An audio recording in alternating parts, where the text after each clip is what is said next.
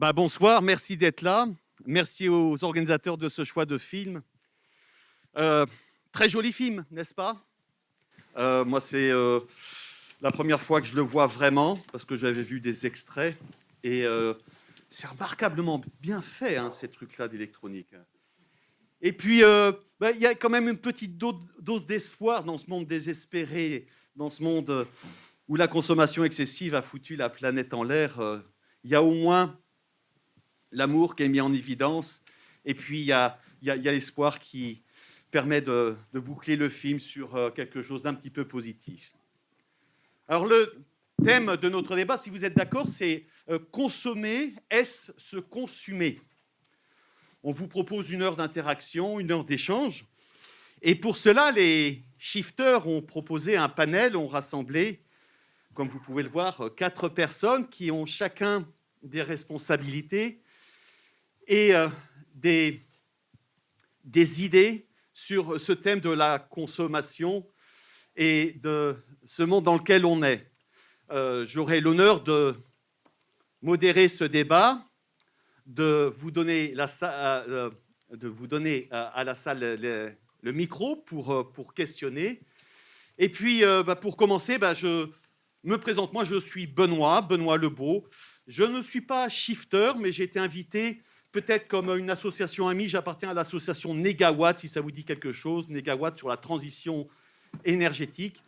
Et dans le cadre de ce festival organisé par Shifter, j'ai accepté d'animer ce débat sur la consommation. Alors, vous avez 4 personnes, Stéphanie, Joséphine, Lucas et Patrick, qui représentent tous des mouvements ou des associations, des ONG. Et je vous propose d'abord que chacun se présente, en commençant par Stéphanie. Donc, qui êtes-vous? Et voilà, 1 minute pour simplement dire, Stéphanie, dans quelle institution vous travaillez, puis on viendra après un peu plus sur quel est le lien entre ce que vous faites et ce thème de la consommation qui nous réunit aujourd'hui.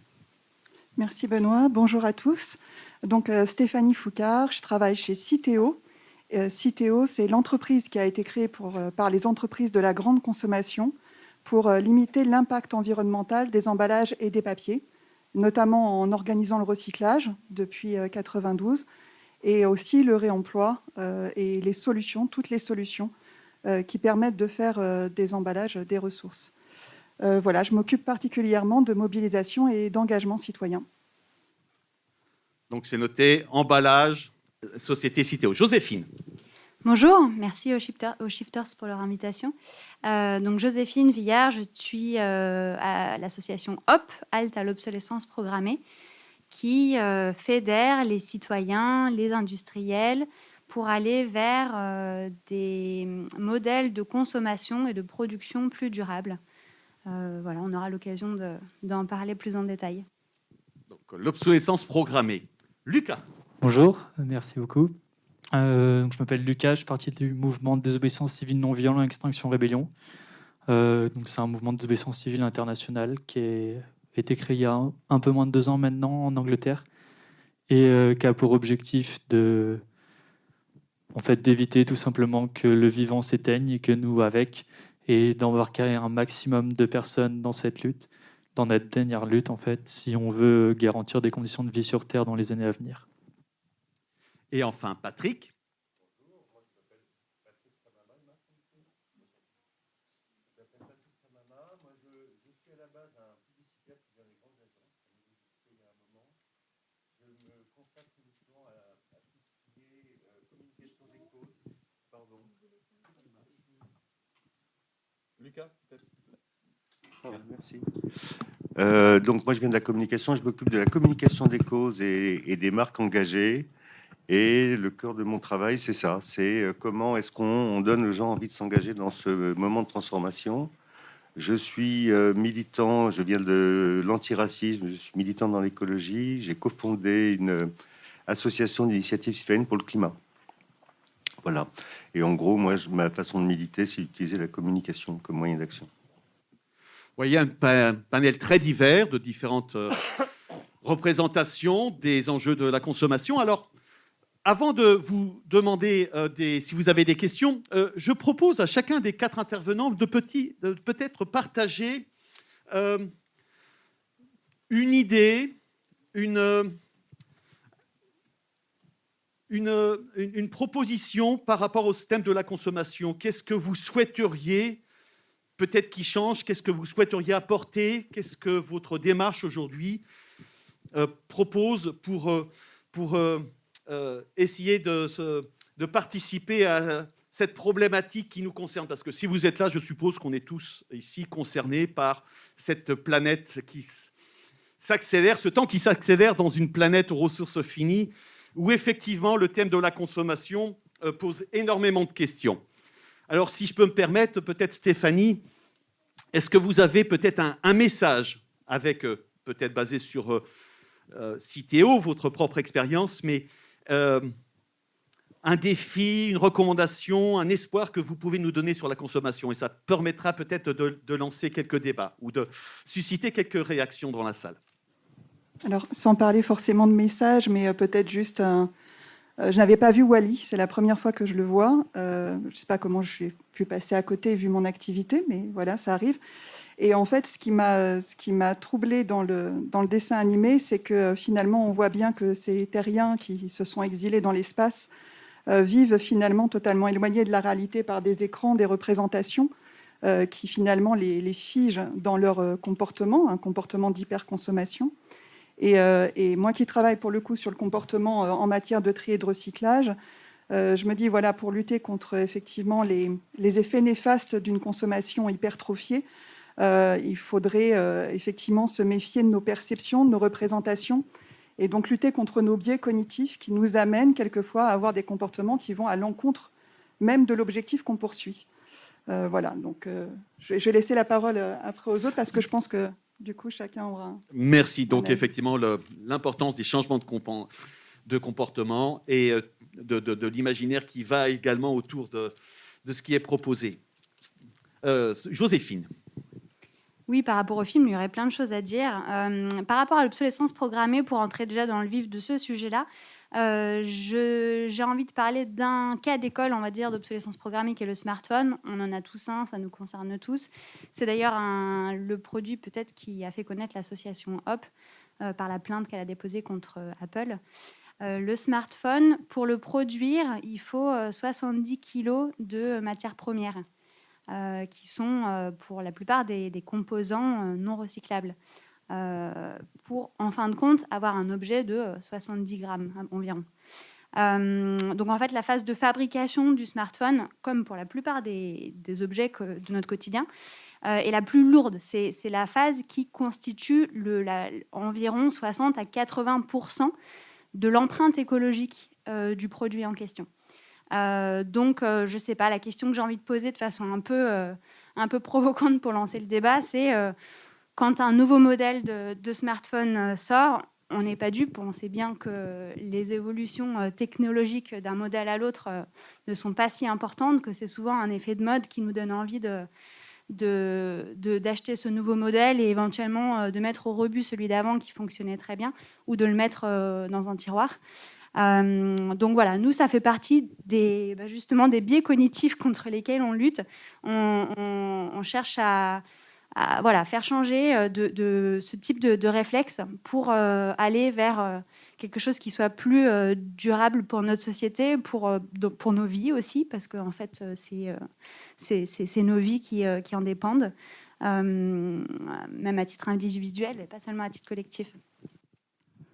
Merci. Lucas. Moi, j'aimerais pousser plus loin du coup la réflexion. Et la porter sur c'est quoi la consommation et quels sont nos besoins. Est-ce que cette consommation répond à nos besoins ou pas? Et vraiment avoir une vision plus radicale dans le sens étymologique du terme, qui est de revenir à la racine des choses. Et à cette vision, en fait, la consommation, à quoi elle nous sert aujourd'hui et est-ce qu'elle nous sert aujourd'hui? Quels sont nos besoins en tant qu'humains qu'on a besoin de satisfaire pour vivre? Et du coup, est-ce que cette consommation effrénée qui existe aujourd'hui et dont on est tous à la fois la victime et les acteurs, a le mérite d'exister? Est-ce qu'elle est nécessaire? et est-ce qu'elle est utile, en fait, tout simplement, au vu de l'urgence climatique et écologique en cours. Effectivement. Patrick. Moi, j'ai envie d'embrayer sur ce que vient de dire Lucas, parce que je trouve que ce qui est intéressant, par rapport à ce que vous aviez dit dans la question, c'est est-ce que nous, on se consume. Moi, j'avais l'impression que ce qui se consumait, c'était notre croyance ou notre rêve que l'accumulation de biens de consommation allait nous conduire au bonheur. Et que cette idée-là, elle a, comme idée de progrès, a pris une vraie claque. Et pourtant, on voit que les effets sur la consommation sont faibles. Le dernier Black Friday était hyper important. Des gens, pendant le Covid, vont faire la queue avec leur bagnole pour aller s'acheter un McDrive. C'est comme si on avait découplé la consommation de ces effets de notre responsabilité, et qu'on est dans un cycle où cette consommation, elle s'épuise. On l'épuise et on la prolonge. Donc moi, je trouve ça intéressant de se demander effectivement qu'est-ce qu'il faut mettre en place collectivement, et à quel point nos conditionnements, nos représentations, à quel point il faut s'en affranchir pour pouvoir aller vers une autre façon de consommer, de produire, etc. Et on se rend compte que c'est pas si simple. Voilà, déjà. Eh bien, merci. Donc, ça vous donne un panel d'idées, déjà de recommandations. Alors, je propose de prendre des réactions dans la salle. Est-ce que vous avez des questions? Vous avez en face de vous donc des gens qui ont eu l'occasion de creuser ce thème de la consommation au sein de leur vie professionnelle ou dans leur association. Est-ce qu'il y a des questions? Là-haut. Moi, je vais parler fort. Je rebondis sur ce que vous avez dit, notamment sur un mot. Vous avez dit le mot épuisé. Moi, je suis épuisée par ce film. Je suis très fatiguée émotionnellement de tous ces machins qui marchent électroniquement, des écrans. Je suis fatiguée, vraiment. Et je me suis mise à sourire intérieurement quand j'ai vu cette petite plante apparaître. Et pour faire vite, je n'ai pas de solution globale, mais j'ai remarqué que dès que je vais dans la nature, mon besoin de consommation n'existe plus. C'est-à-dire que si je suis au bord de la mer, j'ai un maillot de bain, j'ai de quoi manger. Je ne vise pas du tout une consommation ultérieure le lendemain, dans une heure, etc. Je suis remplie par ce que m'apporte la nature, nourrie par ce que m'apporte la nature. C'est une solution, évidemment, c'en est une dans le film, à échelle minime, mais voilà. Je n'ai pas d'autre solution que la nature et favoriser le retour à la nature pour... Merci pour ce témoignage. Merci pour ce témoignage. On va prendre une question avant deux autres questions, je propose. Quelqu'un a levé? Oui, monsieur. C'était sur la réflexion de quand on consomme, on se consume. Et si la première étape, c'est de voir ce modèle de consommation et de vouloir en sortir, mais si la deuxième étape, comme vous disiez, c'est d'être peut-être un peu plus radical, de vouloir aller plus loin. Mais quand on a des gouvernements qui, quand on veut sortir de la 5G, font le lien avec le peuple amish, comment est-ce qu'on fait quand on a l'impression que toute la politique nous force à consommer? Là, on a un couvre-feu, 21h, on a le droit en fait juste de consommer et de rentrer chez soi. Donc voilà, c'est plus quand on veut sortir juste du modèle de consommation et aller plus loin et peut-être des fois aller contre, comment est-ce qu'on peut faire avec peut-être des actes d'incivilité peut-être. Mais voilà, qu'est-ce qu'on peut essayer de faire un peu à notre niveau à nous, de particulier, de Pékin lambda, pour aller plus loin qu'uniquement trier nos déchets et changer d'iPhone tous les... Alors, je vais, pour ceux qui sont peut-être en haut ou au fond, la question, c'est autour de qu'est-ce qu'on peut faire individuellement par rapport à tout cet environnement qui nous pèse, qui nous pousse à consommer, qui même aujourd'hui nous confine ou qui nous empêche peut-être de sortir. Désormais, il y a le couvre-feu. La question, c'est qu'est-ce qu'on peut faire individuellement? Est-ce que c'est comme ça que l'on peut résumer ça? Très bien. Et une troisième réaction? Allez, une troisième réaction pour au micro. Le couvre-feu avec la consommation. Le couvre-feu, il a été fait pour qu'on ne transmette pas la maladie, et ça n'a absolument rien à voir avec consommation ou pas de consommation. Donc je souhaiterais qu'on se calme un peu là-dessus, c'est pour moi... Très bien, très bien. Alors, des réactions parmi Stéphanie. Je vais peut-être rebondir sur le retour à l'environnement, effectivement à la nature. qui était exprimé dans la première question, et puis à quelque chose qui me fait réagir par rapport au souhait d'une action que vous exprimiez plus radicale pour pouvoir vraiment changer la donne. Aujourd'hui, on constate, là je parle de l'ensemble de la population française, puisqu'il faut bien que nous soyons quand même conscients qu'aujourd'hui, nous sommes ici, nous sommes nombreux dans le cinéma, nombreux, je pense, derrière l'écran à regarder, mais on ne représente peut-être pas toute la population française, et on le sait très bien, dans notre entourage, il y a des personnes qui sont plus éloignées de ces questions et qui pourtant ressentent tous les jours cette inquiétude, quand même malgré tout manifeste, parce qu'on a quand même vraiment changé, en tout cas de mon point de vue, depuis 2018.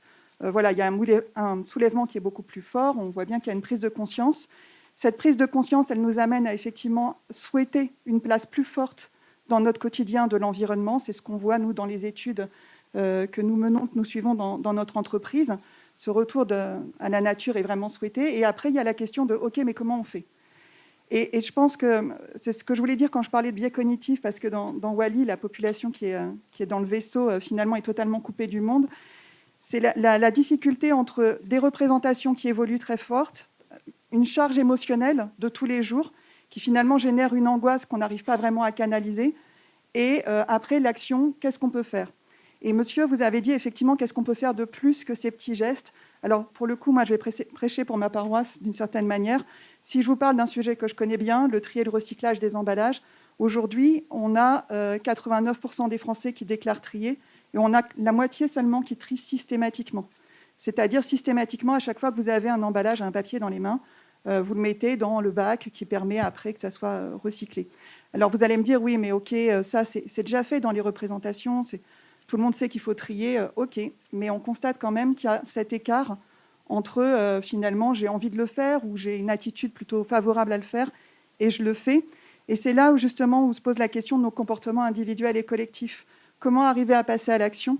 Comment arriver effectivement à contourner ce sentiment d'impuissance ou cette angoisse ou c'est pas très grave pour une bouteille en plastique. C'est pas ça qui va changer la face du monde. Ce sentiment finalement que ce petit geste il sert à rien.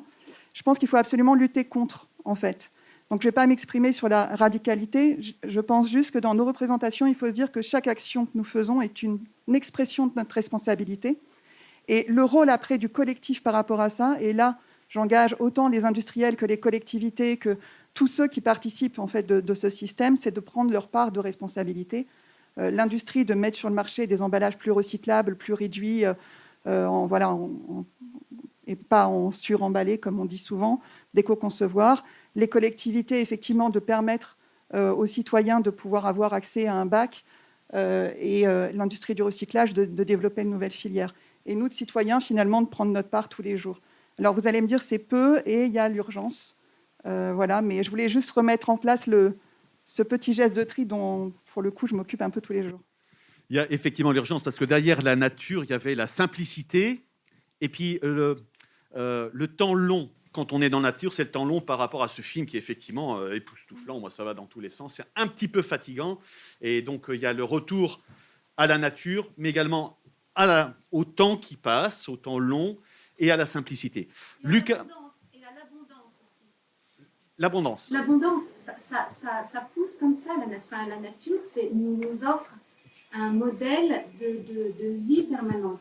C'est suffisant. Effectivement, à condition de prendre le temps de le découvrir. Lucas, puis après Joséphine. Ouais, moi j'aimerais revenir sur ce que vous avez dit et du coup parler de la radicalité pour le coup, dans le sens où, en fait, vous l'avez dit, comment on fait individuellement, moi je dirais même au-delà, comment on va collectivement. Comment collectivement on milite et on essaye, en tout cas on tend vers ce changement collectif. Parce que comme vous l'avez démontré en intervention, aujourd'hui c'est un fait, on le voit, nos gouvernements, nos entreprises, elles ne vont pas dans cette direction-là, c'est des faits, et même à travers le recyclage, la question du recyclage, c'est qu'est-ce qu'on fait d'un déchet qui a été produit ? On se pose la question de comment on agit sur les conséquences d'un problème. On ne se pose pas la question de comment on agit sur la cause du problème. On traite le problème a posteriori, une fois qu'il est là, alors qu'on n'entame pas de vision radicale et systémique, comme radicale à revenir à la racine du problème, sur qu'est-ce qu'on fait pour que ce problème ne soit pas. Et c'est là où vous parlez de comment on peut agir individuellement. Alors il y a tout ce qu'on appelle la politique des petits gestes, etc. Mais ça, c'est pareil, c'est pas suffisant. Si demain, le film Wall-E le montre bien, l'état qu'on voit de la planète dans Wall-E, c'est exactement l'état que si on suit nos courbes, notre trajectoire de réchauffement planétaire qui arrive. Aujourd'hui, on est sur une courbe à plus 7 degrés d'après les scientifiques du GIEC. Le GIEC, c'est le groupement international des experts sur le climat, intergouvernemental, pardon, des experts sur le climat. Et ils n'arrivent même pas à prédire qu'est-ce qui va se passer dans ce modèle de température-là. C'est-à-dire qu'ils savent déjà qu'à partir de plus 5 degrés, on arrive sur des conditions qui sont quasiment invivables pour l'intégralité des espèces. Aujourd'hui, on est sur des courbes de température qui parlent à plus 7 degrés d'ici la fin 2100. C'est-à-dire qu'en 2100, il y aura grosso modo plus de vie sur Terre. Et c'est là la question, c'est comment collectivement on fait pour lutter et opérer ce changement avant qu'on en arrive à là. Il y a des choses qui sont déjà jouées. Je veux dire, ces sujets de l'environnement et de l'écologie, ça fait des dizaines et des dizaines d'années qu'on entend parler. J'entendais déjà, moi, quand je suis né, il y a 21 ans, vous êtes la génération où il va falloir changer les choses, vous êtes la génération impactée par les changements climatiques. Ben oui, maintenant je suis et on est la génération qui sommes déjà impactés par ces changements climatiques-là. Et la question, c'est comment collectivement on fait pour lutter, et je dirais même au-delà de lutter contre, lutter pour. En fait, quel est le modèle de société vers lequel on a envie de tendre collectivement et qu'on souhaite tendre collectivement. Et c'est pour ça qu'au sein du mouvement Extinction Rebellion, nous ce qu'on prône, à travers notre 4e revendication, c'est la création d'assemblées citoyennes. On estime en fait que les entreprises et les gouvernements, ils ne sont plus en mesure, et ils n'ont jamais été même en mesure de résoudre le problème. Il faut se dire qu'ils sont plongés dans un modèle économique qu'on peut appeler capitaliste, productiviste, on l'appelle un peu comme on veut, mais notre modèle actuel économique, il n'est pas basé sur des réalités physiques, il n'est pas basé sur des réalités scientifiques, il est basé sur des réalités économiques. Je sors de prépa HEC, enfin, j'ai fait une prépa HEC que j'ai arrêtée en cours de route après cette prise de conscience-là, parce que je me suis dit, en fait, c'est pas possible. On ne peut pas tenir un discours qui n'est pas basé sur quelque chose de tangible. On base un discours sur un imaginaire, quelque chose qu'on a créé nous-mêmes, et qui n'a aucune réalité physique avec ce que nous dit la science et ce qui permet de garantir des conditions de vie sur Terre. Et du coup, ce que prône le mouvement Extinction Rebellion à travers ça, c'est la désobéissance collective. À un moment donné, il faut juste dire stop. Quand la loi, ce n'est pas une question de légalité ou pas, c'est une question de ce qui est juste et nécessaire. Quand la loi elle est plus juste et elle est plus nécessaire à garantir des conditions de vie sur Terre, alors on désobéit. On désobéit de manière non violente, pour notre mouvement en tout cas, parce que c'est comme ça qu'on pense qu'on va embarquer un maximum de monde à rendre le mouvement le plus inclusif possible et qu'on va construire un véritable rapport de force aussi avec nos gouvernements. Parce que c'est très facile pour eux de répondre à la violence par la violence, ça, il n'y a aucun doute. Pour eux, ils savent très bien le faire. En revanche, répondre à la non-violence par la violence, c'est beaucoup plus compliqué pour eux. Et c'est comme ça qu'on va construire un rapport de force par le nombre, en fait, à se mobiliser collectivement pour un système et pour un modèle, et comment collectivement on va décider de ce qu'on a envie de mettre en place. On ne va pas déléguer comme on le fait en ce moment depuis, en fait, dans notre modèle qu'on qualifie de démocratie en France, qui n'est pas une démocratie. Je veux dire, tous les 5 ans, on vote pour un gouvernement, on leur dit « tenez, hop, prenez décision pour nous, on vous revoit dans 5 ans et on viendra vous dire si c'était bien ou pas. Et si c'est pas bien, on manifeste un peu en se disant ils vont changer les choses et au final, ça change pas grand-chose. La question, c'est comment nous, en tant qu'individus, en tant que collectif, en tant que société, on fait société. Comment on se réapproprie le pouvoir et comment on décide ensemble de ce qu'on veut voir dans le monde. Et comment on arrête de déléguer ça à d'autres personnes. Merci. Voilà. Écoute, écoutez, ça ouvre beaucoup de débats. Il y aura certainement des réactions. Mais Joséphine, puis peut-être Patrick après pour Joséphine. Oui, je crois qu'étant donné l'urgence, on n'a pas d'autre choix que d'agir à tous les niveaux en même temps.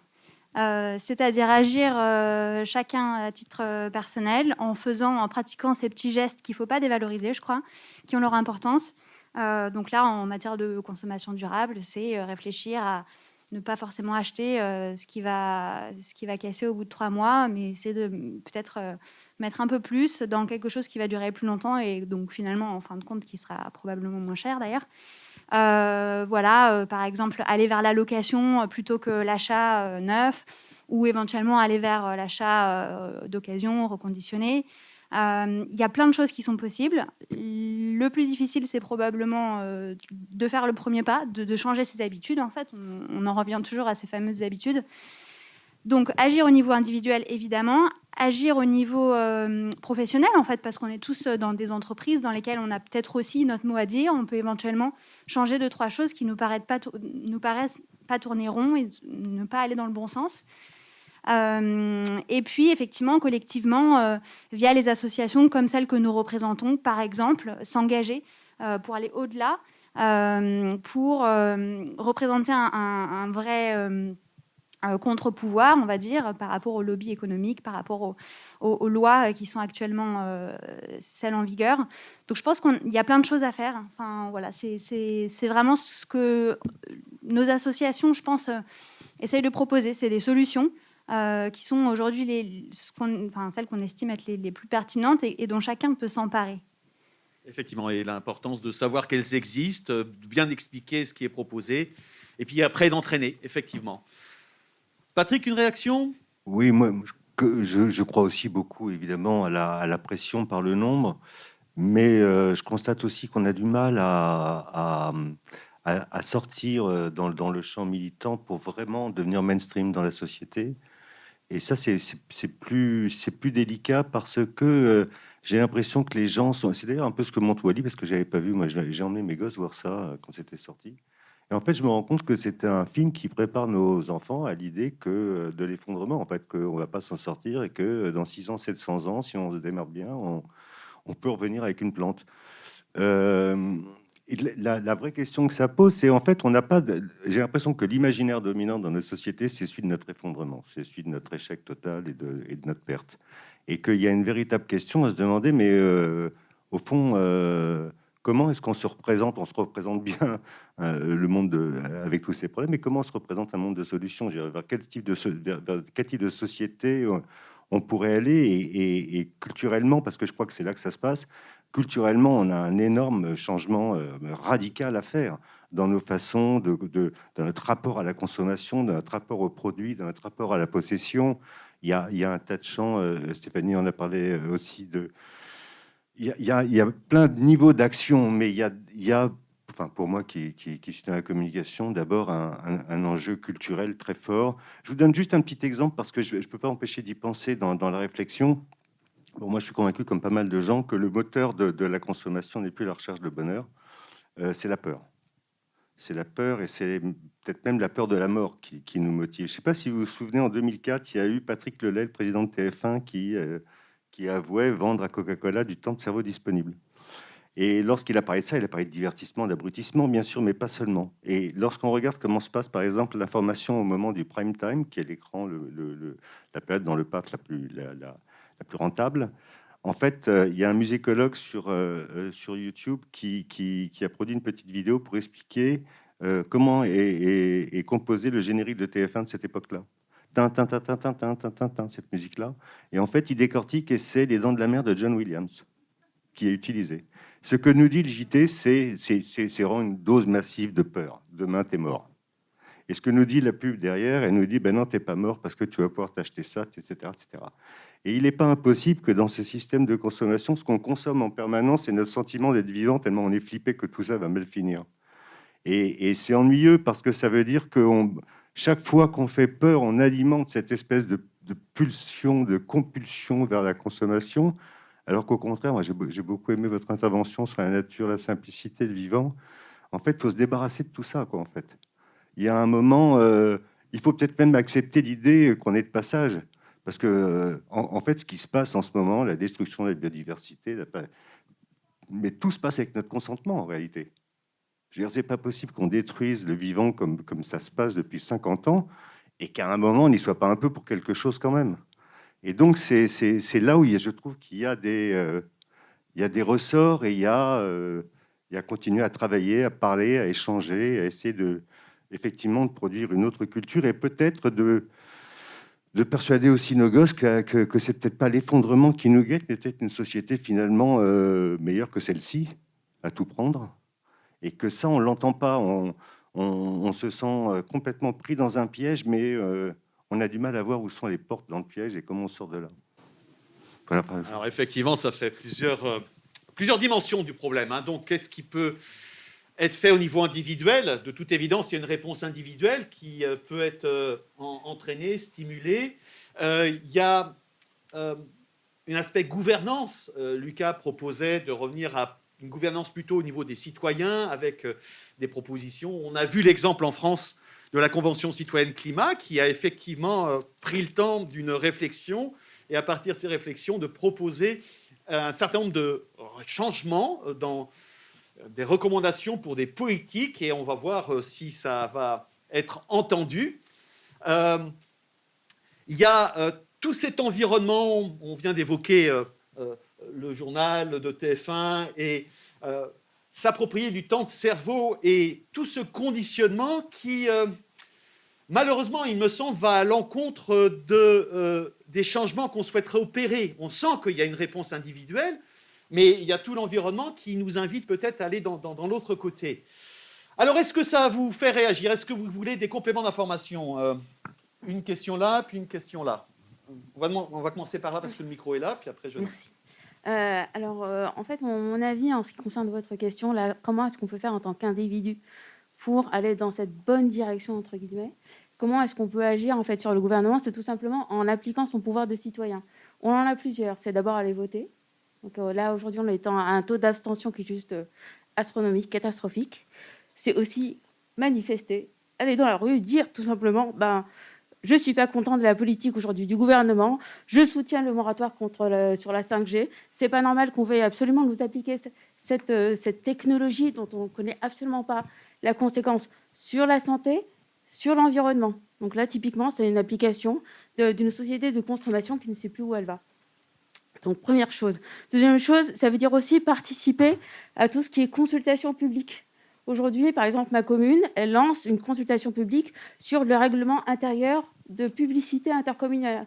Là, vous avez tout à fait le droit de demander accès aux documents et de dire ce qui va pas, qui vous convient ou pas. Parce que finalement, vous parliez tout à l'heure de biais cognitifs. Là, c'est le premier facteur de consommation. Celui qui nous pousse à consommer au quotidien, c'est la publicité. Vous en voyez partout. Non seulement c'est à cause de la pollution sonore, de la pollution lumineuse, mais en plus, ça vous pousse à consommer, à dépenser votre argent et à nuire à l'environnement. Voilà. Effectivement, on va passer la parole au jeune homme au 4e rang, là, derrière. Pour la publicité, le temps que le micro lui parvienne, moi, je suis surpris de savoir qu'en moyenne, chacun d'entre nous perçoit 1500 à 2000 messages publicitaires par jour. Et que 98% de ces messages, c'est consommer plus de ceci, de cela. Et je vois qu'il y a une impossibilité, là. Il y a une équation impossible entre les enjeux que l'on connaît, on sait, ce réchauffement, cette perte de biodiversité, cette ébriété à tous les étages de la consommation. Mais on n'arrive pas à croire ce qu'on sait. Alors ça, c'est un véritable drame parce qu'on est baigné effectivement dans des messages qui nous poussent à toujours consommer. Et je pense qu'on a un vrai problème. Est-ce qu'on peut changer? C'est ça ce que je souhaiterais. Vous avez proposé des solutions. Jeune homme au 4e rang. Oui, alors je voudrais dire, vous parlez beaucoup de le gouvernement, mais pour moi, c'est pas ça vraiment qui compte, c'est plutôt faire effondrer la société de l'intérieur en arrêtant d'acheter, parce que quand on y pense, on n'a jamais vraiment besoin de tout ce qu'on achète. Il y a 500 ans, on n'avait pas besoin des voitures, on n'avait pas besoin de tout ce qu'on a aujourd'hui, et on s'en portait pas plus mal. Alors pourquoi maintenant on en aurait besoin? Très bien, il y a une dernière question. Quelques rangs derrière.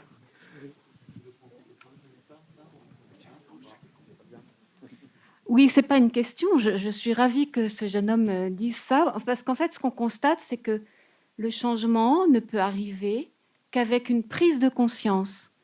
Ce petit jeune garçon a pris conscience qu'il n'a pas besoin de ci, de ça, etc. Là, le changement peut arriver. Individuellement, humainement parlant, les changements que l'on peut opérer sur soi-même n'arrivent que quand on prend conscience qu'on souffre de quelque chose, qu'on a envie de changer quelque chose.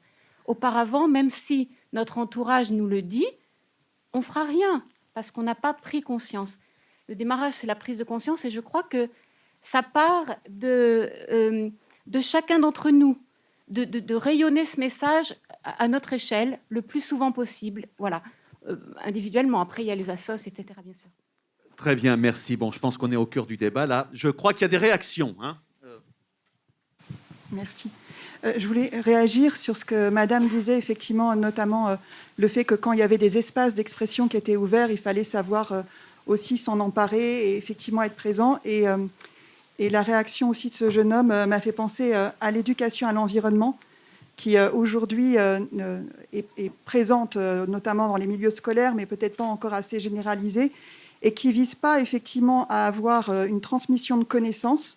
De manière classique, à l'école, on apprend des choses, mais plutôt à apprendre à découvrir, à aller chercher l'information par soi-même, à se poser des questions et à se questionner sur sa propre consommation, sur ses propres comportements, pour ensuite les partager, ce qu'on a découvert avec d'autres, confronter, entrer dans le débat et trouver des solutions ensemble.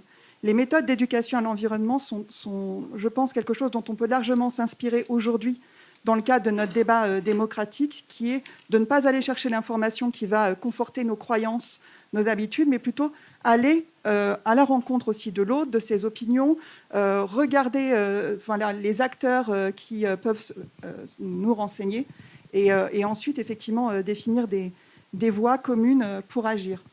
Donc je voulais réagir par rapport à ça parce que je pense que c'est une manière d'arriver à une information, même si, et là je réagirai, c'est le dernier point, je passerai la parole à mes camarades, mais malheureusement la prise de conscience ne suffit pas, l'information non plus ne suffit pas. Je vais prendre l'exemple qu'on avait partagé avec Benoît. J'ai arrêté de fumer il y a 1 an et demi, j'en suis très fière. Voilà, je le dis merci. Il y a des moments où c'est plus dur que d'autres, mais mis à part le fait que le tabac est une drogue, tous les fumeurs dans la salle le sauront, le savent, l'expérimentent chaque jour. C'est pas parce je sais très bien, et j'ai fumé pendant des années en sachant très bien que j'augmentais des risques médicaux énormes. Quand je fumais, je sentais bien que mes amis non-fumeurs n'appréciaient pas forcément. Et il n'y avait pas que la drogue, il y avait aussi cette déconnexion entre ce que je sais et ce que le contexte m'invite à faire. Et je pense qu'il ne faut pas non plus porter toute la responsabilité. On n'est pas des êtres rationnels. Et on est largement imprégné, je dirais, de ce que le contexte nous invite à faire. Et voilà. Et on a parlé de la publicité, on a parlé des images. Il faut lutter contre ces biais cognitifs et arriver à court-circuiter ces heuristiques pour après comprendre comment agir. Oui, sur la question de l'abondance de biens et de tout ce qu'on peut avoir chez soi de superflu, ça nous a été présenté comme un progrès, c'était synonyme c'était associé à la modernité. Il fallait avoir plein de choses et avoir plein de choix. Aujourd'hui, c'est sûr que chacun d'entre nous, quand on regarde dans nos placards, on a tous plein de choses dont on se sert très peu, voire pas du tout. Et je sais pas, je prends l'exemple d'une perceuse. La plupart du temps, enfin, à titre personnel, mais je crois pas que je sois la seule, je l'utilise peut-être 1 fois par an, 2 fois par an. C'est quelque chose typiquement que je pourrais très bien louer ou emprunter. Donc toutes ces choses-là, non seulement ça nous ferait du bien de faire un peu d'espace chez nous et surtout, elles pourraient servir à d'autres personnes qui en auraient davantage l'utilité. Mais en plus, je pense qu'à faire le vide, on retrouve un peu de liberté. On retrouve un peu de pouvoir sur notre vie, un peu de contrôle, un peu de... ça fait partie des grands messages pour moi de Wally d'ailleurs. C'est que finalement, ils se sont rendus compte qu'ils étaient déconnectés de tout, connectés uniquement à leurs écrans, mais déconnectés de tout. Et qu'ils avaient perdu le sens des réalités, des choses qui les entouraient. Ils n'avaient aucune idée de ce que c'était, que la composition des objets qu'ils consomment. Et je pense que voilà, on a ce pouvoir-là de reprendre le contrôle de notre consommation et de notre vie. Et je pense qu'on a beaucoup plus de pouvoir en tant que consommateur que ce qu'on le pense. La loi de l'offre et la demande aujourd'hui, elle dit que ce qu'on va acheter, c'est ce qui va déterminer l'offre, c'est-à-dire la production. Donc logiquement, si on se mettait tous à consommer tel type de produit, à se reconcentrer sur l'essentiel, peut-être faire davantage attention à limiter le nombre de gadgets qu'on peut être tenté d'acheter, par exemple. Ça va forcément orienter la production, c'est tout simple. Un exemple, puis je passerai la parole à Lucas et Patrick. Vous avez parlé de perceuse. Mais prenez les habits. J'ai eu récemment un écho d'un chiffre qui m'a absolument étonné. Si on arrêtait aujourd'hui de produire dans le monde tous les habits, les tissus, la confection, nous avons suffisamment en stock des habits, des tissus, pour vêtir l'humanité pendant 87 années. C'est étonnant, mais voilà l'état dans lequel nous sommes aujourd'hui. Donc, ce n'est qu'un exemple, hein, mais effectivement, on est dans une ébriété collective et c'est bien de temps en temps d'avoir des ordres de grandeur. Lucas. Ouais. Alors moi, j'aimerais bien revenir sur vos deux interventions et ce que vous avez évoqué, madame. C'est sur, en fait, pour moi, il faut aussi qu'on sorte de ce modèle où on se considère en tant que consommateur. On est des consommateurs, mais non, on n'est pas des consommateurs, on est des êtres humains. On est des êtres humains qu'on a éduqués dans un système économique qui nous pousse à consommer. Mais en aucun cas, on doit se considérer en tant que consommateur pour répondre à une demande économique qui est fictive. J'ai fait des études d'économie que j'ai quittées, du coup, et cette loi de l'offre et la demande, elle est fictive aussi. C'est juste nous qui répondons à ça parce qu'on est influencé par de la publicité, etc. Et la question, pour moi, c'est d'arrêter de se considérer déjà en tant que consommateur. Premier point, de se considérer en tant qu'être humain. Donc, comme tu l'as dit tout à l'heure, c'est questionner nos besoins. Et vraiment de manière radicale. Je suis d'accord avec toi, la voiture, il y a 500 ans, on n'avait pas besoin, les gens étaient très heureux, ils vivaient très bien. Alors aujourd'hui, pourquoi on en a besoin et voilà. Et la réponse, c'est parce qu'on a bâti une société qui est construite aujourd'hui autour de la voiture, et même si on revient encore en dessous ça, autour des énergies fossiles. Aujourd'hui, nos sociétés, elles fonctionnent à ça. Sans énergie fossile, on enlève ça, ça s'arrête. Et en fait, ce qui, moi, m'a beaucoup marqué dans mon parcours scolaire. J'étais très bon élève, mes deux parents sont profs. Voilà, j'avais le chemin tout tracé devant moi, entre guillemets, jusqu'au jour où je me suis dit, mais en fait, stop, quoi. Je peux pas continuer là-dedans, parce que ce qu'on m'éduque, c'est à obéir à une autorité. Le professeur, il est plus là pour me transmettre des connaissances, il est là pour m'apprendre à obéir à une autorité, à entrer dans un moule, et à entrer dans un système, et à appliquer des trucs. Et à un moment donné, je dis, mais en fait, je peux pas continuer dans ce modèle-là, il faut que je m'arrête. Il faut que j'arrête ça. Ça nous mène droit à notre perte. Et je refusais d'être au-dessus des gens. Je refusais de devenir un cadre dans je ne sais pas quelle entreprise et d'avoir un train-train de vie tout bien ficelé avec le salaire qui tombe à la fin. Parce que je me dis, en fait, non, si je fais ça, ça va nuire collectivement aux gens, il faut que je m'arrête là. Et le deuxième point sur lequel j'aimerais revenir, c'est ce cadre dont vous parlez. En tant que citoyen, on a un pouvoir d'agir, il faut aller aux consultations citoyennes, il faut manifester, etc. etc. Et le constat que pose Extinction Rébellion, c'est en fait, même en faisant ça, est-ce que on a vraiment l'impression de changer les choses? Est-ce que ça change quelque chose d'aller manifester? Non. Est-ce que ça change quelque chose d'aller en consultation citoyenne? Non plus. Je veux dire, il y a 2 jours, on était à Lafarge, Mirabeau, à côté d'Ivry, en train de bloquer la centrale à béton de Mirabeau. Et il y a un collectif de riverains avec qui on est en lien, qui, eux, ça fait des années et des années, qui militent contre l'agrandissement de cette centrale à béton. Et ils ont fait des consultations et ils ont fait des choses là, mais en fait, la question, c'est que les gens qui nous consultent, ils font ça juste, c'est du politiquement correct. Il n'y a rien derrière ils vont pas se dire collectivement, tiens, on va remettre tout le système en cause et on va prendre l'avis des citoyens, on va changer. Et c'est pareil pour le vote. Le vote, c'est exactement ça. On élit des gens et après, on va descendre dans la rue dire on n'est pas content, mais on vous a quand même élu pour ça, etc. Donc pour moi, la question, c'est pas comment on est consulté, c'est comment on décide, en fait. Comment? Là, on ne vote plus du tout, mais je pense que c'est un vrai symptôme de notre société. Les gens ne votent plus parce qu'ils n'y croient plus, tout simplement, en fait. Alors, qu'est-ce que vous proposez? Qu'est-ce que, justement, il faudrait faire? Pour moi, ce qu'il faudrait faire, c'est juste redonner le pouvoir aux gens, redonner le pouvoir de décision aux gens, que collectivement, et la Convention citoyenne pour le climat le montre bien. Les gens, la plupart des gens, ils sont arrivés, ils avaient très peu conscience, voire pas du tout conscience de toutes les problématiques d'effondrement de la biodiversité, de dérèglement climatique et tout ce qui peut être associé à ces questions-là. C'est des scientifiques du GIEC, notamment Valérie Masson-Delmotte, qui ont fait des conférences, leur ont parlé, leur ont expliqué. Et collectivement, il y a eu une prise de conscience, comme on en parlait tout à l'heure, qui a amené à des actions et à des actes. Sauf que là, encore une fois, c'est quoi le problème avec la Convention citoyenne? C'est que derrière, il y a toujours ce droit de regard. Ce droit de regard, que ce soit du gouvernement, des députés, etc. Où, là, on le voit en ce moment, c'est juste une vaste illusion. Ils sortent des jokers en disant bah non, cette mesure-là, elle me plaît pas trop, celle-là non plus, celle-là non plus. Comment je peux amender celle-là là-bas pour qu'elle entre plus dans le cadre? Et en fait, pour moi, la vraie La solution, c'est juste de créer des assemblées citoyennes qui ont un pouvoir décisionnaire. C'est-à-dire qu'on passe... Élu ou c'est qui représente cette... Il y a plusieurs modèles d'assemblées citoyennes. Nous, celle qu'on expérimente au sein du mouvement, c'est des assemblées citoyennes par tirage au sort. C'est-à-dire que comme ça, on est sûr d'avoir la meilleure représentativité de la population parce qu'elle est tirée au sort. C'est le hasard qui fonctionne et qui met en place, c'est ce qui a été fait pour la CCC d'ailleurs, des gens qui sont tirés au sort et qui décident collectivement par la suite. Très bien. Patrick, une réaction par rapport à une petite réaction. Alors, moi, j'aurais tendance à penser qu'il faut voter. Moi, je suis assez d'accord avec tout ce qu'il faut faire pour faire en sorte que la démocratie puisse se régénérer par la participation des citoyens le plus possible.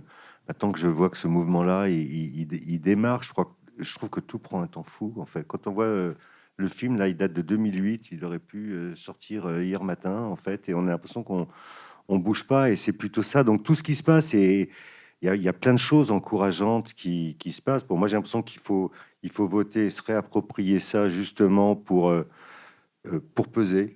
Justement, parce qu'il y a un problème de légitimité. Bon, ça, c'est une question politique. Et ensuite, sur le plan... moi, j'aime bien, je ne sais plus qui a dit, madame a dit qu'il faut rayonner, partager, etc. Moi, je crois beaucoup à ça, en fait. Je crois beaucoup que... j'ai tendance à dire que le média, pour moi, le plus important, c'est pas Facebook, c'est les gens sur Facebook. Et que c'est ce pouvoir-là dont on n'a pas assez conscience, ce pouvoir d'influence, qui peut paraître un peu négligeable. On se dit à quoi ça sert. Mais en fait, ça sert toujours, en fait. Ça sert toujours de discuter avec quelqu'un, ça sert toujours d'échanger, ça sert toujours de partager cette vision-là, et que c'est pas inutile. Après, l'accélérateur, juste une réflexion par rapport à la com qui est montrée. Moi, je crois qu'on manque d'un récit positif, c'est-à-dire qu'on est accablé par une espèce de fin du monde et qu'au bout d'un moment, on a besoin de voir vers quelle société on pourrait aller, et ça, on en manque cruellement. Et j'ai tendance à penser que c'est autour de visions, et je le dis avec une naïveté assumée, des belles visions, en fait, quelque chose qui fait envie et qui peut créer du désir. Mais je crois aussi aux campagnes qui peuvent parfois secouer. Je trouve que le boulot de L214 est juste génial par rapport à ça. Moi, personnellement, ils m'ont fait changer, en fait. Et la question de savoir s'ils sont radicaux, pour moi, enfin non. Enfin, je veux dire, ils font un super boulot d'alerte, de reportage. Ils rendent compte d'une réalité qui est hyper violente et ils font bouger les choses. Et ça, je trouve ça plutôt intéressant. Il y a eu un phénomène comme ça dans la communication dans les années 90 autour de la fourrure qui était extrêmement choc et qui a aussi mis une claque. Et je me souviens aussi de la façon dont ça s'est passé sur le tabac, notamment aux États-Unis, où en fait il y a eu plein de niveaux d'action différentes.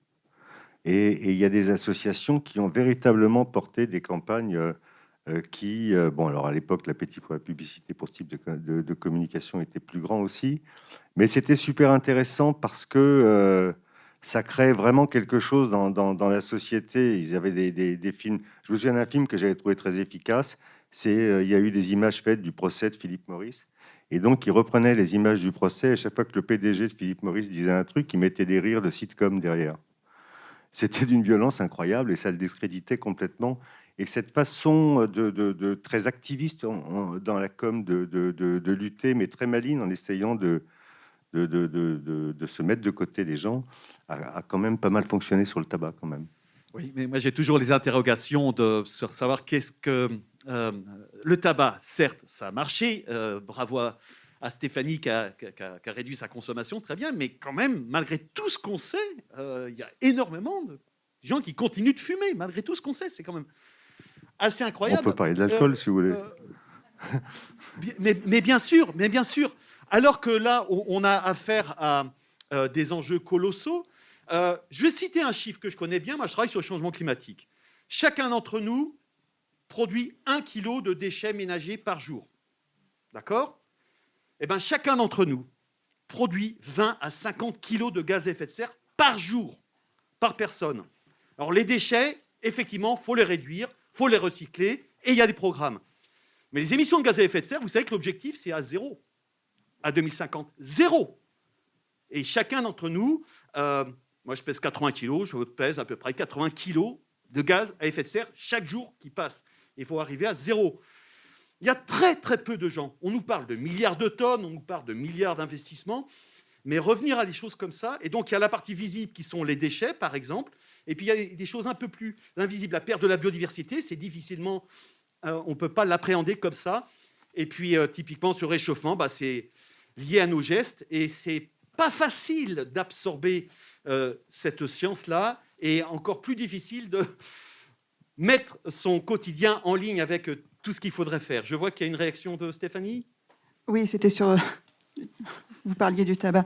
Sur les représentations, ça ne suffit pas vraiment, j'insiste. Je pense que les représentations, l'information, l'accès aussi à la capacité de mettre en acte ce qu'on pense.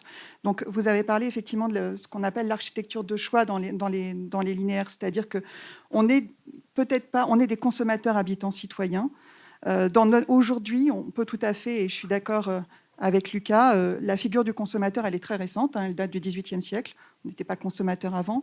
On peut tout à fait, agir à nos différents niveaux, et notamment lorsqu'on est en magasin, à se diriger vers des choix effectivement qui ont le moindre impact, à se méfier aussi de ce qu'on pense avoir le moindre impact, c'est-à-dire que c'est là où l'information doit être clé, parce qu'on parle souvent par exemple du vrac pour dire c'est la meilleure manière de limiter les déchets.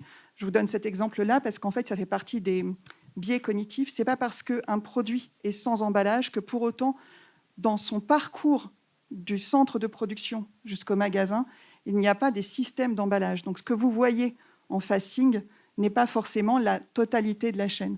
Donc ça peut mener à des idées reçues. On a l'impression de faire le bien et finalement c'est pas de la même manière. Il peut y avoir des systèmes d'emballage qui donnent l'impression qu'il y en a beaucoup, mais en fait ça en évite dans les étapes d'avant. Donc pour moi, représentation, accès à l'information, recherche d'information. Et là, pour le coup, les industriels doivent aider, les collectivités doivent aider. L'individu seul ne peut pas tout faire. Et puis, se saisir de ce qu'on a à notre portée pour agir. Lorsqu'on a un bac de tri, trier. Lorsqu'on nous donne le droit de vote, voter. Lorsqu'on s'interroge sur quelque chose qui se passe dans notre territoire et qu'il y a une réunion publique d'information, y aller.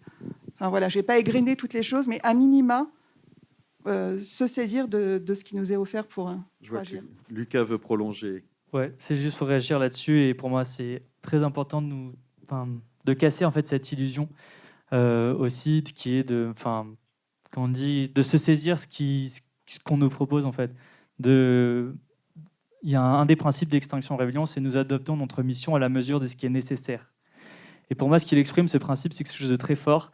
C'est que, voilà, on a les faits scientifiques qui sont présentés et on adapte notre mission à la mesure de ces faits. Pas à la mesure de ce qui est possible de faire, pas à la mesure de ce qu'on nous autorise à faire. Parce qu'aujourd'hui, malheureusement, ce qui est possible de faire, entre guillemets, dans notre cadre de société, ce n'est pas nécessaire. Ce n'est pas nécessaire au vu de l'urgence climatique, ce n'est pas nécessaire au vu de l'effondrement de la biodiversité. Ce n'est pas nécessaire pour garantir des conditions de vie sur Terre à la fin du siècle. Et ça, pour moi, c'est extrêmement important. C'est de vraiment changer notre manière de penser pour sortir de qu'est-ce qu'on m'autorise à faire. En fait, ce qu'on va nous autoriser à faire, c'est ce que le système derrière, lui, nous autorise à faire et nous dit, OK, bon, on va dire, par exemple, je prends cet exemple-là parce qu'il est assez fort quand même, on va dire aux gens de prendre des éco-emballages et de trier leurs déchets. Ils vont avoir l'impression que quotidiennement, ils agissent pour la planète et ça va être très bien. Alors que quand on regarde dans les faits, c'est complètement faux. Les emballages en France, je ne sais plus c'est quoi le chiffre exact, je crois qu'il y a moins de 20% des emballages qui sont recyclés. Et le reste, il part où on le voit, on l'exporte dans d'autres pays, on les enfouit, on les brûle. Et voilà, donc je pense que c'est vraiment quelque chose qu'il faut changer aussi de notre manière de penser. C'est comment on adapte notre mission à la mesure de ce qui est nécessaire au vu de la science et au vu des faits scientifiques, et pas de ce qui est possible et ce qu'on nous offre la possibilité de faire. Juste sur les déchets d'emballage, on a 70% des tonnes d'emballage qui sont mis sur le marché, qui sont recyclés aujourd'hui en France. Et il y a 0,5% des tonnages qui partent à l'export, en sachant que les pays qu'on appelle de l'export, il y a aussi la Turquie qui est considérée hors Europe. Donc je voulais juste remettre les bons chiffres en place. On arrive malheureusement au terme de ce débat. Est-ce qu'il y a une question brûlante, une contribution brûlante dans l'assistance? Et puis, Madame, et puis après, très rapidement. Puis après, je demanderai un élément de Oui. conclusion à chacun, chaque Je membre du panel. veux juste vous demander de nous donner peut-être un mot d'espoir pour la fin, parce que là, j'ai entendu l'autre jour de David Attenborough dire que la population a triplé depuis sa naissance de ce monde. Ça m'effraie. Ce film m'a effrayée. Mais Naomi Klein a dit, dans ce que j'ai lu, que si on revient tous à la mode de vie qu'on avait dans les années 70, on peut y arriver. Ça m'a donné un espoir.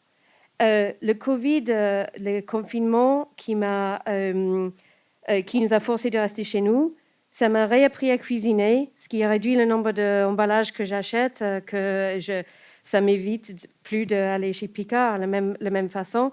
C'est les petits gestes qui, peut-être, nous donnent un petit peu d'espoir de revenir à la valeur de la nature dans nos vies, qui au-delà de la politique, peut-être c'est quelque chose qui peut nous donner un espoir. Très bien, écoutez, merci madame, merci. Alors, en conclusion, je vous propose à chacun d'entre vous de nous dire en une phrase, de nous donner espoir. Qu'est-ce qui, avec ce que vous faites comme animation, comme proposition, est-ce que vous pouvez conclure sur une petite note positive en une phrase? Qui veut commencer? Patrick. Alors,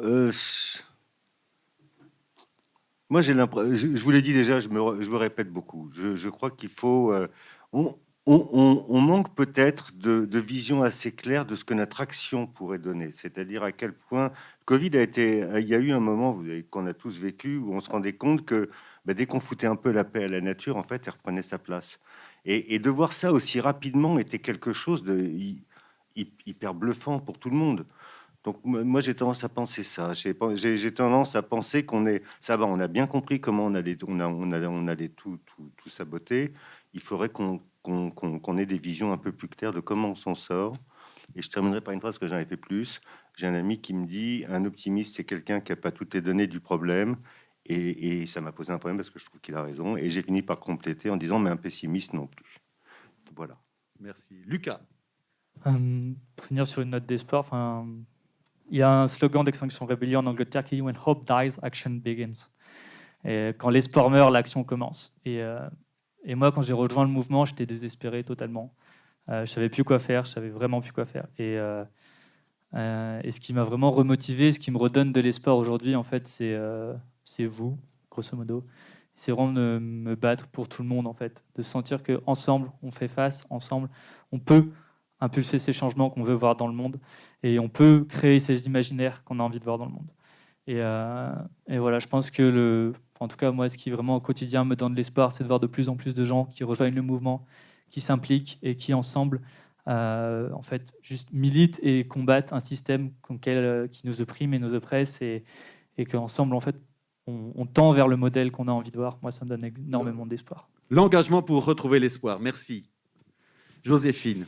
Moi, je crois beaucoup à ce que disait Patrick tout à l'heure sur le fait qu'on était principalement régi par la peur aujourd'hui, et qu'en fait, c'est très naïf ce que je vais dire, mais je pense qu'on peut faire un pas de côté et puis, je sais pas, comme Wall-E, peut-être essayer de s'imaginer la Terre depuis l'espace, et puis se rendre compte qu'en fait, on pourrait faire autrement, enfin, que la Terre est magnifique, qu'on a tous une responsabilité collective, comme on l'a dit chacun à notre façon, et qu'en faisant ce pas de côté, en faisant peut-être un peu abstraction de tous les discours anxiogènes, culpabilisants qu'on peut entendre, de juste agir comme ça nous semble plus sensé, et voilà, de faire un peu, agir notre conscience. Voilà, mais sans culpabilisation, sans peur, sans angoisse de l'avenir, simplement au contraire en se disant on peut. Effectivement. Stéphanie. En une phrase, une collègue m'a écrit dans un mail vendredi sur un sujet que je ne vais pas décrire là. L'espoir est un risque à prendre. Voilà, j'ai trouvé ça très bien joli. trouvé. C'est très joli. Moi, je pense que cette crise que nous sommes en train de vivre, la crise sanitaire, je pense sincèrement qu'elle peut être salutaire pour nous autres, parce qu'elle nous impose à prendre le temps, à considérer. Madame vient de dire ce qu'elle a fait pour dans sa cuisine, les animaux qui reviennent en ville, etc. Je pense sincèrement que cette crise nous a forcés à rentrer dans un cocon. Et comme Edgar Morin a eu l'occasion de dire à plusieurs reprises, il faut nous mettre dans une métamorphose, il faut se métamorphoser. Et le cocon, c'est ce moment où la chenille se transforme complètement. Et je pense que c'est actuellement que ça se joue. On peut sortir de ce cocon papillon de nuit et rester dans les ténèbres, ou papillon de jour et développer nos ailes vers la lumière. Je pense qu'on est à ce moment-là. Ça ne tient qu'à nous, aux engagements des uns et des autres, à ce choix de venir un dimanche après-midi vous informer sur un film qui remue un petit peu, qui secoue un petit peu, et puis de venir débattre. J'espère que ça a continué. Voilà, merci pour votre attention, merci aux panélistes, et puis je vais donner la parole aux organisateurs du Shift Projet, les shifters, pour la conclusion de ces journées. Merci beaucoup en tout cas. Merci.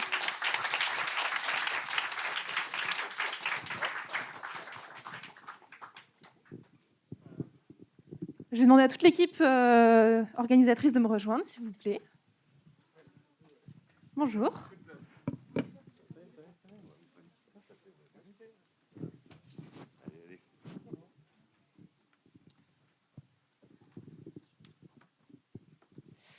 Vous venez d'assister à la dernière séance de la première édition du festival Projection de Transition organisé par l'association Les Shifters. Mais ce n'est pas fini.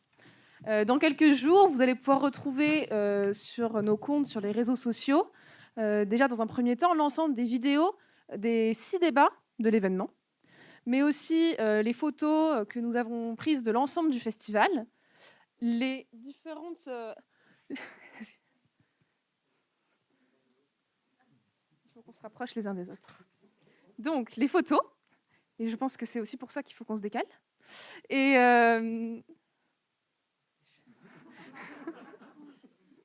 Et enfin, les interviews qu'on a pu prendre à la fois des intervenants et du public à la sortie, ainsi qu'un ensemble de contenus pour aller plus loin.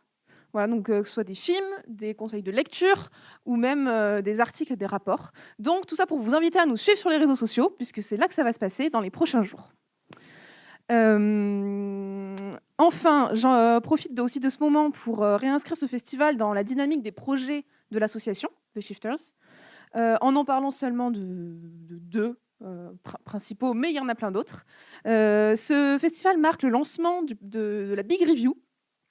La Big Review, ce sont 1000 ateliers citoyens organisés par les Shifters autour des propositions du Shift pour une économie décarbonée et résiliente. Vous pouvez tous y participer. Voilà, le lien est ici, derrière Stéphane. De toute façon, vous pouvez taper Big Review sur Internet, vous trouverez toutes les infos. Donc cette consultation, cet ensemble d'ateliers va se tenir jusqu'en septembre de l'année prochaine, moment auquel les Shifters organisent leur première université d'été, qui va rassembler 600 personnes.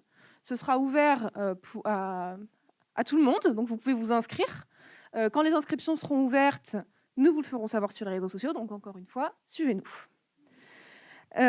Enfin, vous entendrez également parler de nous l'année prochaine, puisque nous allons revenir avec une deuxième édition. C'est tout ce que j'avais à vous dire pour ce soir. Je vais maintenant pouvoir dire un immense merci à l'équipe du cinéma du Club de l'Étoile. Dimitri, Thibaut, Amine, Romain et Alexandre. Nous avons eu une chance incroyable de travailler avec vous. Merci beaucoup. Merci aux membres du Shift et aux Shifters qui nous ont apporté un soutien très précieux, notamment Alexandre, Anne-Sophie, Ilana et Pauline.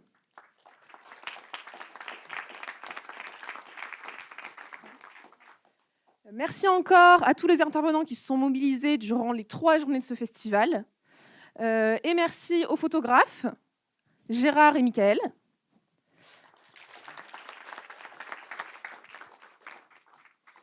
Et enfin, ce festival, c'est une équipe de 11 bénévoles passionnés et engagés. Nous avons... Je vais les nommer un par un. Nous avons donc Géraldine, Elisa, on peut applaudir à chaque fois, Géraldine, Elisa, Laura, Quentin, Stéphane, Antoine, Loïc, Akoche, Brice et Philippe. Voilà, donc nous vous souhaitons une très bonne soirée et on vous dit à bientôt. Et Alexia.